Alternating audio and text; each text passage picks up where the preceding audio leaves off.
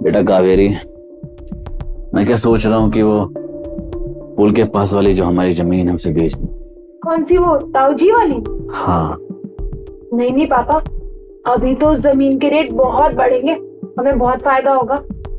एक आदमी उसके अच्छे दाम दे रहा है। पापा अभी तो वो आदमी हमसे कम पैसों में वो जमीन खरीद लेगा, लेकिन बाद में जब वहां पे एयरपोर्ट बनेगा ना, तो उसी जमीन के 10 गुना प्राइस हो जाएंगे और हमें कितना फायदा होगा।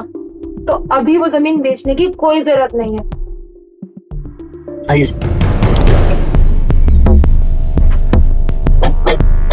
अरे बेटा प्रिंस। अंकल, ये मिस्टर धनंजय, पापा के कॉलेज फ्रेंड। पापा की डेथ की खबर सुनकर पापा के केस को सॉल्व करने के लिए आए। पापा के केस इन्हीं को मिला हुआ है। इससे पहले भी इन्होंने कई बड़े केस को सॉल्व किया है। आइए धनंजय जी, आइए बैठिए। और बताइए कैसे हैं आप? हाँ, सब ठीक है। बताइए आपकी क्या सेवा कर सकते हैं हम? मेरा छोटा भाई आपका दोस्त था, तो इस हिसाब से आप भी हमारे दोस्त हुए। नहीं, कावेरी, धनंजय जी के लिए एक चाय लिया। नहीं, कोई जरूरत नहीं है। आप मुझे ये बताइए, ये सब हुआ कैसे? और ऐसा केस मैंने आज तक अपने जीवन में नहीं देखा कि कोई भूत किसी आदमी का कत्ल कर दे। देखिए, पूरा गांव जानता है कि जो हमारी ताई जी थी ना, हमारे ताऊ जी की पहली पत्नी, वो किचन में गैस पे जल के मर गई थी। आज भी उनकी आत्मा यहीं कहीं भटकती रहती है। आज तक उनकी आत्मा को शांति नहीं मिली है। हमने तो ताऊ जी को समझाया था, कितनी बार बोला था कि गांव आने की कोई जरूरत नहीं है, और हम तो शहर में रहते तो आज जिंदा तो होते। अब देख लो नतीजा क्या हो गया। तो आप ये कहना चाहते हैं प्रिंस की मम्मी के भूत ने उनका कत्ल किया है? हाँ, और क्या। सारे गांव को पता है कि आज भी उस कमरे से आवाजें आती हैं, दर्द की, चीखने की, चिल्लाने की। हमने तो लाख बार मना किया था ना ताऊ जी को कि उस कमरे में मत जाना, लेकिन उन्होंने हमारी एक भी नहीं सुनी। अब देख लो नतीजा। हम लोग आज तक ताई जी की मौत के सदमे से ही नहीं निकल पाए थे, और अब ये हो गया। अच्छा राजेश जी, आप मुझे बताइए उस रात क्या क्या हुआ था, और जरा खुल के बताइए, जो पता लगे कि हुआ क्या था एक्चुअल में। क्या बताऊं धनंजय जी, वो रात मैं आज भी नहीं भूल सकता।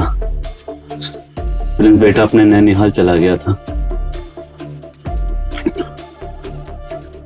और मेरा छोटा भाई काफी देर रात से घर लौटा। मैं और कावेरी इंतजार कर रहे थे। वो देर रात से घर लौटा और आते ही बोला, मैं खाना नहीं खाऊंगा, और अपने पीछे वाले रूम में जाके सोने चला गया। मैंने और कावेरी ने उसे रोकने की बहुत कोशिश की, पर वो नहीं माना। तो थोड़ी देर बाद मैं और कावेरी भी अपने अपने रूम में जाके सो गए। फिर आधी रात के बाद कावेरी को कुछ अजीब सी आवाजें सुनाई देने लगी। वो भागते हुए मेरे रूम में आई और बोली, पापा मुझे अजीब सी चीखें सुनाई दे रही हैं। हम दोनों भागते हुए नीचे गए।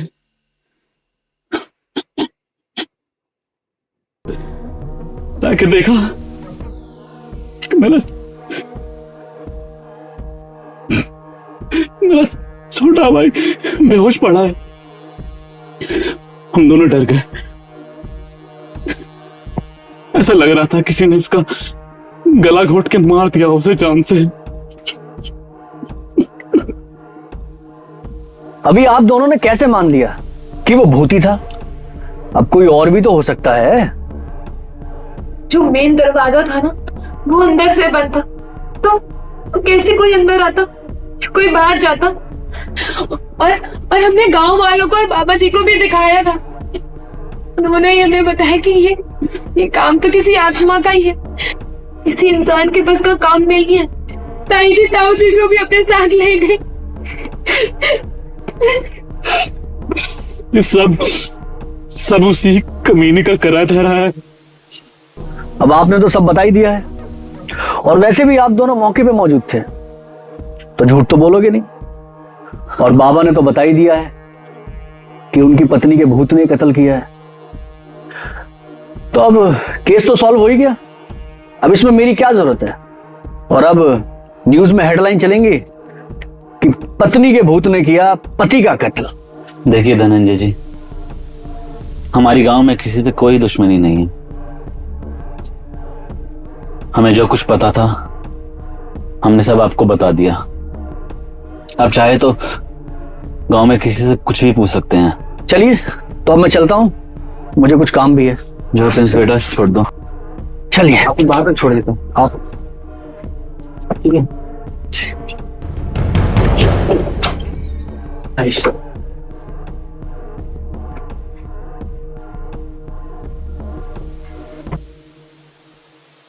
प्रिंस, ये लोग तुम्हें भी मार डालेंगे। अब तुम्हें समझदारी से काम लेना पड़ेगा। और ये कावेरी कौन है? कावेरी मेरी बहन लगती है सर, बड़े पापा की बेटी है सर।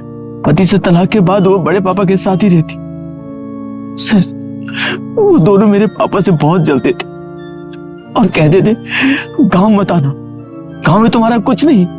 सर वो दोनों मिलकर सारी जमीन जायदाद हड़पना चाहते थे सर, और इन्होंने मेरे पापा को। हिम्मत रखो प्रिंस, मैं तुम्हारे साथ हूं। अगर तुम चाहते हो तो हम इन दोनों को रंगे हाथ पकड़ सकते हैं। और तुम ये कैसे बोल सकते हो कि इन दोनों ने ही कत्ल किया है? इन्होंने सारे सबूत तो मिटा दिए।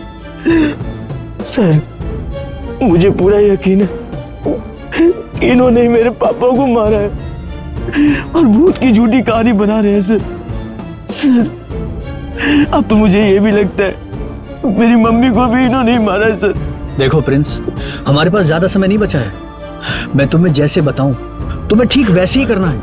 आज रात इनसे लड़के तुम्हें पीछे वाले कमरे में सोना है, समझ आ रही है? पीछे वाले कमरे में सोना है। और जैसे ही तुम्हें कुछ भी गड़बड़ दिखाई दे या तुम्हें कुछ ऐसा गलत महसूस हो तो तुम मुझे तुरंत कॉल करना। मैं तुम्हारे घर के आसपास ही हूँ और मैं तुरंत तुम्हारे पास आ जाऊंगा और हम दोनों इनको रंगे हाथों पकड़ेंगे। ठीक है सर। और मैं साथ में पुलिस को भी लेके आऊंगा। ठीक है ठीक है? मैं वैसा ही करूंगा। अपने पापा के कातिलों को पकड़कर उसे सजा दिलवाऊंगा। घबराओ मत, मैं तुम्हारे साथ में हूं। ठीक है तो मैं चलता हूं अब। है थैंक यू सर।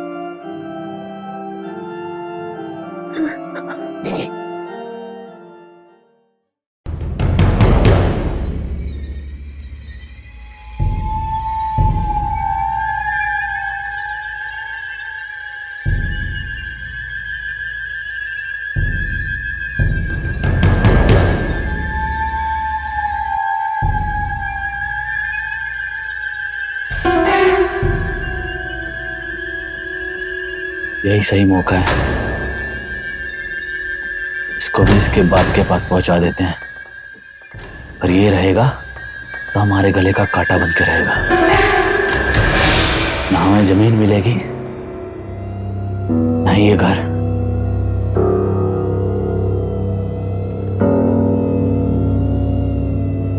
तुम इसका पैर पकड़ना और मैं इसका गला दबा दूंगा। प्रिंस ने अभी तक कॉल नहीं की।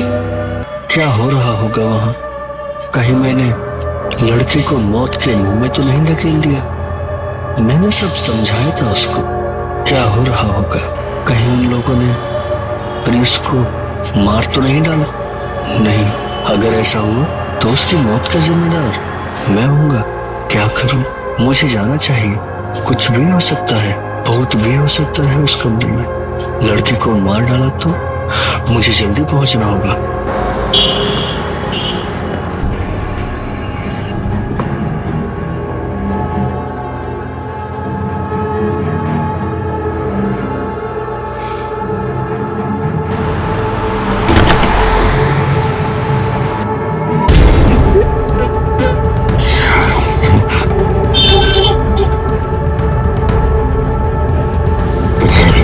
बाप के पास पहुंचा दूंगा।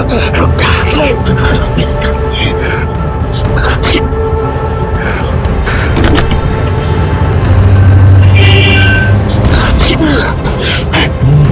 पकड़ो उसके पैर।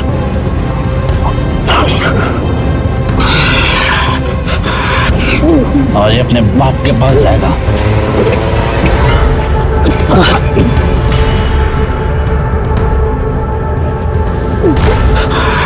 रुक जाओ, ये क्या कर रहे तुम लोग? तुम दोनों ने ही कत्ल किया। मुझे तुम दोनों पे पहले ही शक था कि ये कत्ल तुम दोनों ने ही किया है। आज तुम लोग प्रिंस को भी नहीं छोड़ते और तुम लोगों को पकड़ने के लिए ये सारा जाल मैंने बिछा रखा था।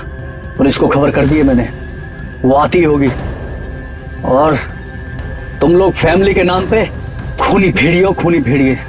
अब तुम लोगों को ऐसी सजा दिलवाऊंगा कि तुम दोनों की रूह कांप जाएगी। प्रिंस आजा, इधर आजा। अब देखना तुम कहां जाओगे। तुम लोगों को जेल की चक्की पिसवा के रहूंगा मैं।